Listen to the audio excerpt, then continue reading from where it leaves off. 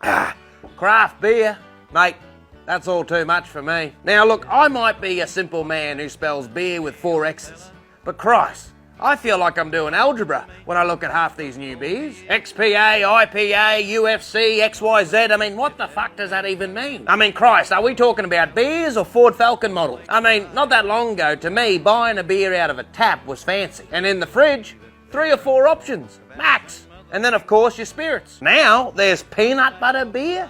I mean, what the fuck is that? I want piss, not protein. Oh, and they always got weird fucking names like Half-Fucked Possum IPA or Colorbond HZJ fucking 75. Some bars you walk into now, I feel like I need a translator just to order a beer. A while ago, I went down south to a little hipster bar out past Burleigh Heads there, and like most foreign countries, mate, the women are beautiful, but I had no idea what the fuck anything said. The beer taps might as well have been written in North Korean, mate, because you have to try them all just to work out which one you like.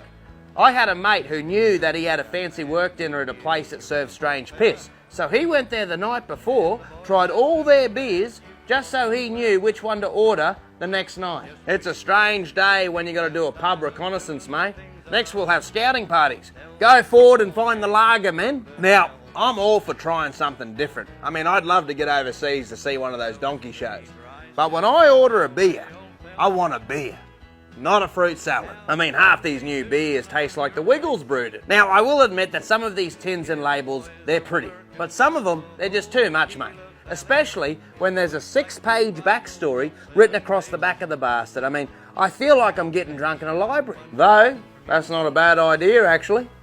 Hard to find a quiet place to drink these days. All I'm saying is, primary colours is all we need. I don't need some holographic tin with some commissioned artwork of a stoned elephant skateboarding into a pigeon's arsehole to feel cultured about my drinking. But one thing I'll give to a lot of these craft beers, they do fucking roll you, but they're just heavy. And I don't mean alcohol, I mean I like that part, get me on my way quicker. But the beer itself is just heavy, you know, thick, too much in it. That's why I like a lager, you know, you can get it strong, but it's thin enough that you can just sit on it all night, for days if you wanna. And you wanna know something I've noticed? There are no craft beer alcoholics. There is just no way that you can be a good old-fashioned carton-a-day alcoholic on that shit. Think about it, mate.